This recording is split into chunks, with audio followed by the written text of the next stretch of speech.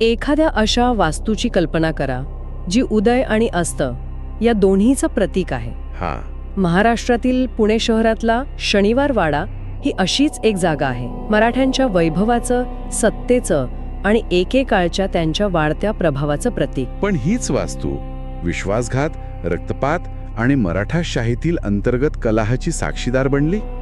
म्हणजे एकाच ठिकाणी इतकं वैभव आणि इतकी वेदना. अगदी. आणि आज आपण या स्रोतांच्या आधारे शनिवार वाड्याच्या आत दडलेल्या कहाण्यांचा शोध घेणार आहोत. म्हणजे ही भव्य वास्तू खरोखरच पेशव्यांसाठी एक शाप होती का? हाच खरा प्रश्न आहे.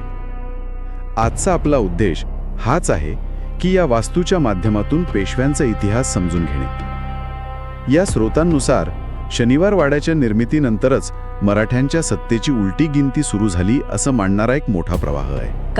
कारण ह्या वाड्यात राहणाऱ्या जवळजवळ प्रत्येक पेशवाचा अंत हा दुःखद झाला. आपण बाजीराव पेशव्यांपासून ते मराठा साम्राज्याच्या अंतापर्यंतचा प्रवास या वाड्याच्या संदर्भात पाहणार आहोत. चला तर मग या इतिहासाच्या पानांमध्ये खोलवर जाऊया. या कथेची सुरुवात होते पेशवा बाजीराव पहिले यांच्यापासून. एक महान योद्धा हो, ज्यांनी आपल्या 20 वर्षांच्या कारकिर्दीत 40 पेक्षा जास्त लढाया लढल्या आणि एकही हरले नाहीत. अपराजित योद्धा अशीच त्यांची ओळख होती. अगदी. त्यांची घोडदळ इतकी वेगवान होती की त्या काळातले जाणकार म्हणायचे की बाजीरावांचा घोडा कधी थांबत नाही, तो फक्त उसळतो. त्यांनीच 10 जानेवारी 1730 शनिवारी या वाड्याची पायाभरणी केली आणि म्हणूनच याचं नाव शनिवार वाडा पडलं. आणि त्यांची इच्छा होती की हा वाडा मराठा सत्तेचं केंद्र बनावा. हो, दिल्लीच्या लाल किल्ल्याला टक्कर देणारी ही वास्तू असावी असं त्यांचं स्वप्न होतं. पण हे स्वप्न सत्यात उतरताना सुरुवातीपासूनच अडचणी येऊ लागल्या, नाही का? हो. स्रोतांनुसार वाड्यात प्रवेश करताच बाजीरावांच्या वैयक्तिक आयुष्यात वादळं सुरू झाली. याचं मुख्य कारण होतं त्यांचं मस्तानीसोबतचं नातं. हे नातं त्यांच्या कुटुंबाला आणि पुण्यातील सनातनी समाजाला मान्य नव्हतं. आणि शनिवार वाड्यात आल्यानंतर हा तणाव तो शिगेला पोचला. म्हणजे राज्याच्या सर्वोच्च नेत्याला आपल्याच घरात आपल्याच माणसांसोबत संघर्ष करावा लागत होता. बरोबर. मस्तानीला शनिवार वाड्यात मानाचं स्थान मिळालं नाही. तिच्यासाठी वाड्यात एक काहीशी वेगळी पाडलेली व्यवस्था करण्यात आली होती. अच्छा. आणि ही गोष्ट बाजीरावांना इतकी खटकली की त्यांनी स्वतःच शनिवार वाडा सोडला आणि मस्तानीसोबत पुण्यातील दुसऱ्या घरी राहू लागले. बापरे. म्हणजे विचार करा, ज्या माणसाने इतक्या प्रेमाने आणि महत्वाकांक्षीने ही वास्तू उभारली तोच त्यात सुखाने राहू शकला नाही. अगदी. आणि याच तणावादरम्यान 1740 मध्ये एका मोहिमेवर असताना त्यांना तीव्र ताप आला आणि त्यातच त्यांचा मृत्यू झाला. इथूनच त्या तथाकथित शापाच्या कथेला सुरुवात होते.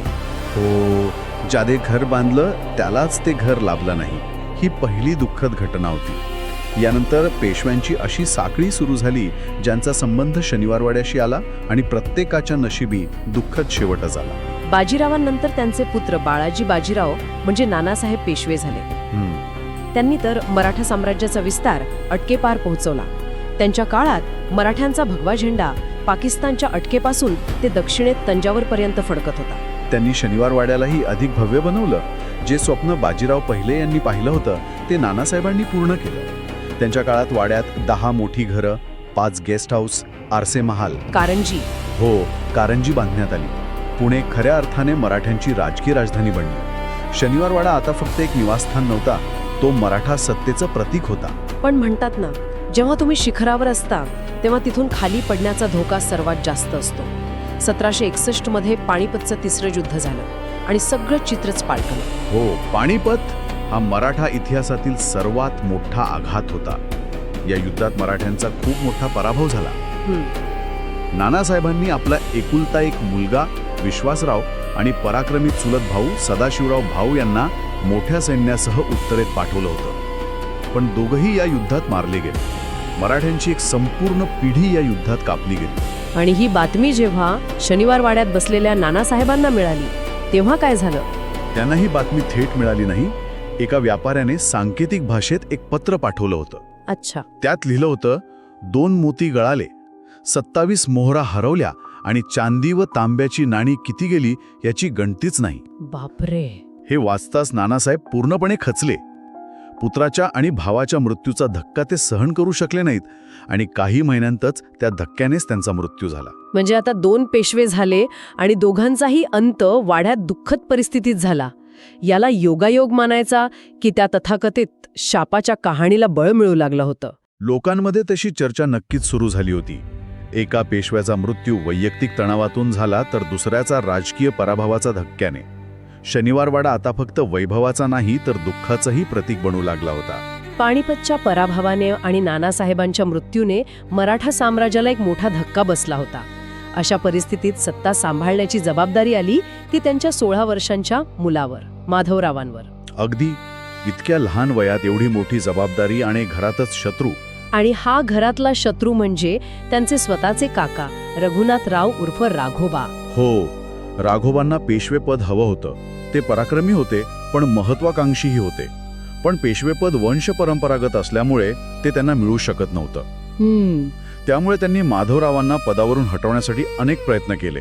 त्यांच्यात युद्धही झालं ज्यात राघोबा हरले आणि माधवरावांनी त्यांना शनिवार वाड्यातच नजरकैदेत ठेवलं. पण माधवराव एक कर्तबगार शासक होते नाही का? त्यांनी पानिपतच्या पराभवातून साम्राज्याला सावरलं होतं. नक्कीच. त्यांनी दक्षिणेत हैदर अली आणि निजामाला हरून मराठ्यांची गेलेली प्रतिष्ठा परत मिळवली. पण नियतीच्या मनात काहीतरी वेगळंच होतं. म्हणजे अवघ्या 27व्या वर्षी क्षयरोगाने म्हणजे टीबीने त्यांचा मृत्यू झाला. एक अत्यंत कर्तबगार पेशवा अकाली गेला. त्यांच्या मृत्यूने रघुनाथरावांच्या महत्वाकांक्षा पुन्हा जागृत झाल्या. माधवरावांनंतर त्यांचे धाकटे भाऊ नारायणराव पेशवे झाले. ते फक्त 17-18 वर्षांचे होते.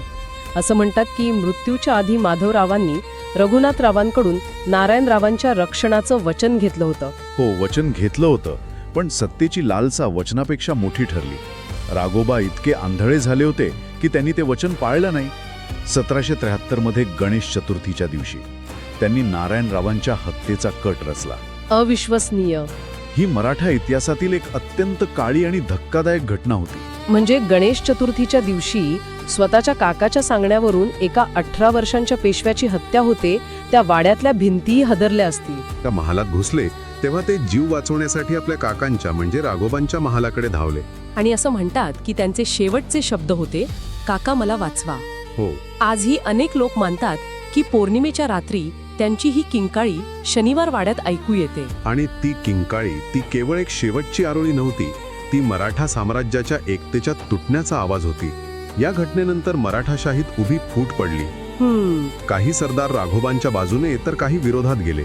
इथूनच मराठ्यांच्या पतनाची खरी सुरुवात झाली. या हत्येने केवळ एका पेशव्याचा जीव घेतला नाही तर मराठ्यांच्या एकतेवर आणि विश्वासावर कायमचा घाव घातला. पण राघोबांचा डाव पुन्हा एकदा फसला नाही का? त्यांना वाटलं होतं की नारायणरावांना मारून आपण पेशवे बनू. हो, पण इथे नाना फडणवीसांची एंट्री होते, जे त्या काळात मराठा राजकारणातील चाणक्य मानले जात होते. अच्छा. नारायणरावांच्या मृत्यूनंतर त्यांच्या पत्नी गंगाबाईंनी एका मुलाला जन्म दिला, ज्याचं नाव सवाई माधवराव ठेवण्यात आलं. नाना फडणवीसांनी आणि इतर सरदारांनी एकत्र येऊन त्या अवघ्या 40 दिवसांच्या बाळाला पेशवे म्हणून घोषित केलं. काय सांगताय? हो, आणि राज्याचा कारभार स्वतःच्या हातात घेतला. ही एक अत्यंत धाडसी राजकीय खेळी होती. यामुळे निराश झालेल्या रघुनाथरावांनी जे पाऊल उचललं त्याने तर मराठाशाहीच्या इतिहासाला एक वेगळंच वळण दिलं. नक्कीच. त्यांनी थेट इंग्रजांची हातमिळवणी केली. हे एक आत्मघातकी पाऊल होतं. तोपर्यंत मराठे आपापसात लढत होते, पण शत्रू बाहेरचा होता. बरोबर. राघोबांनी पहिल्यांदाच घराच्या भांडणात बाहेरच्या माणसाला आणलं आणि इंग्रज तर अशाच संधीची वाट पाहत होते. त्यांनी राघोबांना मदत करण्याच्या बहाण्याने मराठा राजकारणात आपला पाय रोवला आणि तो पुन्हा कधीच निघाला नाही. अगदी. दुसरीकडे सवाई माधवरावांनी 21 वर्ष राज्य केलं, पण त्यांचा अंतही अत्यंत रहस्यमयरित्या झाला. हो, 1795 मध्ये ते शनिवार वाड्याच्या रंगमहालाच्या बाल्कनीतून खाली पडून मरण पावले. ही घटना अपघात होती, हत्या की आत्महत्या हे आजही एक गूढ आहे. काही जण म्हणतात की त्यांना असलेल्या आजारपणाला कंटाळून त्यांनी उडी मारली, तर काही जण यामागे कटकारस्थान होतं असं मानतात. पण या घटनेलाही शनिवार वाड्याच्या शापाशी जोडलं जातं. सवाई माधवरावांना वारस नसल्यामुळे अखेर राघोबांचे पुत्र दुसरे बाजीराव पेशवे झाले. म्हणजे ज्या राघोबांनी आयुष्यभर पेशवेपदाचं स्वप्न पाहिलं त्यांना ते मिळालं नाही, पण त्यांच्या मुलाला ते मिळालं. पण आपल्या स्रोतांमध्ये एक अत्यंत रंजक गोष्ट सांगितली आहे. काय? दुसरे बाजीराव ते आपल्या वडिलांनी केलेल्या नारायणरावांच्या हत्येमुळे इतके व्यथित होते आणि कदाचित त्या वास्तूच्या इतिहासाला इतके घाबरले होते की ते कधीच शनिवार वाड्यात राहायला गेले नाहीत. हे खूपच विचित्र आहे. म्हणजे पेशवे असूनही सत्तेच्या मुख्य केंद्रात न राहणं यामागे फक्त भीती होती की वडिलांच्या पापाची लाज? दोन्ही गोष्टी असू शकतात. जणू काही त्यांना त्या वास्तूची भीती वाटत होती किंवा त्या वास्तूशी निगडीत आठवणी त्यांना त्रास देत होत्या. त्यांनी पुण्यामध्ये शुक्रवार वाडा, बुधवार वाडा यांसारखी इतर वाडे बांधले, पण ते शनिवार वाड्यात परतले नाहीत. आणि याचा परिणाम असा झाला की सत्तेचं जे एक केंद्र होतं ते विखुरलं गेलं. बरोबर. आणि त्यांच्याच कारकिर्दीत इंग्रजांनी मराठा साम्राज्यावर पूर्णपणे वर्चस्व मिळवलं. 1818 पर्यंत 3 युद्धानंतर मराठ्यांचं संपूर्ण राज्य इंग्रजांच्या ताब्यात गेलं. म्हणजे ज्या शनिवार वाड्याने मराठ्यांचा उदय पाहिला होता त्यानेच त्यांचा अस्तही पाहिला. अगदी. आणि त्यानंतर इंग्रजांनी या वाड्याचं रूपांतर तुरुंग आणि रुग्णालयात केलं. असंही म्हटलं जातं की तिथे मनोरुग्णांवरही उपचार केले जात होते. बापरे, म्हणजे ज्या वास्तूत एकेकाळी राज्याचे निर्णय घेतले जात होते तिथे आता कैदी आणि रुग्ण होते. पण शनिवार वाड्याची कहाणी इथेच संपली नाही. या वास्तूचा शेवटही तितकाच दुःखद होता. हो.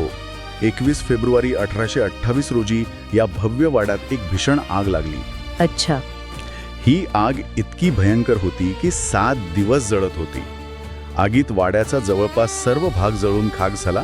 फक्त दिल्ली दरवाजा, गणेश दरवाजा आणि काही तटबंदी शिल्लक राहिली. 7 दिवस म्हणजे मराठ्यांचं वैभव जळून राख व्हायला 7 दिवस लागले. एकेकाळी ज्या वाड्यात 6 मजली महाल, आरसे महाल, भव्य दरबार हॉल, ग्रंथालय आणि खजिना होता, तो आता फक्त एक अवशेष बनून राहिला. त्याचं वैभव आता फक्त जुन्या कागदपत्रांमध्ये आणि चित्रांमध्येच पाहायला मिळतं. हो, थॉमस डॅनियल सारख्या चित्रकारांच्या चित्रांमध्येच. त्या चित्रांमध्ये दिसणारा गणपती रंगमहाल किती भव्य होता याची कल्पना येते. हो, त्याच गणपती रंगमहालात सवाई माधवराव आणि British resident sir Charles malate यांच्या टिपू सुलतान विरुद्ध एक महत्त्वाचा करार झाला होता. पण आज त्या वैभवाचा कोणताही मागमूस तिथे नाही. मराठ्यांच्या सत्तेसोबतच त्यांचं प्रतीक असलेला शनिवार वाडाही कायमचा नष्ट झाला. तर ही होती कहाणी शनिवार वाड्याची, एका अशा वास्तूची जिने सत्तेचं शिखर पाहिलं आणि नंतर कटकारस्थानं, रक्तपात आणि अखेरीस विनाशही पाहिला. बाजीराव पहिले ज्यांनी वाडा बांधला पण ते त्यात राहू शकले नाहीत. नानासाहेब ज्यांचा मृत्यू मुलाच्या मृत्यूच्या धक्क्याने झाला, माधवराव ज्यांचा अकाली मृत्यू झाला, नारायणराव ज्यांची निर्घृण हत्या झाली आणि सवाई माधवराव ज्यांचा रहस्यमयरित्या मृत्यू झाला. या वाड्याशी जोडलेल्या प्रत्येक पेशव्याचा शेवट दुःखदच झाला. आता विचार करण्यासारखा प्रश्न हा आहे की ही खरंच वास्तूची शापवाणी होती की केवळ ऐतिहासिक घटनांचा एक दुर्दैवी योगायोग? आपण ज्या स्रोतांचा अभ्यास करतो ते दोन्ही शक्यता आपल्या समोर ठेवतात. किंवा असंही असू शकतं की पेशवाईमधील अंतर्गत कलह, सत्तेची लालसा आणि राजकीय चुकाच या पतनाला कारणीभूत होत्या आणि शनिवार वाडा फक्त त्या घटनांचा एक मूक साक्षीदार होता. हाच खरा प्रश्न आहे. राघोबांनी जर इंग्रजांना बोलावलं नसतं तर कदाचित इतिहास वेगळा असता. नारायणरावांची हत्या झाली नसती तर मराठ्यांमध्ये फूट पडली नसती. या सगळ्यात जर तरच्या गोष्टी आहेत. बरोबर. पण एक गोष्ट नक्की की शनिवार वाड्याने मराठा इतिहासातील सर्वात महत्त्वाचे आणि नाट्यमय क्षण पाहिले आहेत. त्यामुळे तो फक्त दगडविटांचा एक ढिगारा नाही, तर एका साम्राज्याच्या उदय आणि अस्ताचा जिवंत साक्षीदार आहे.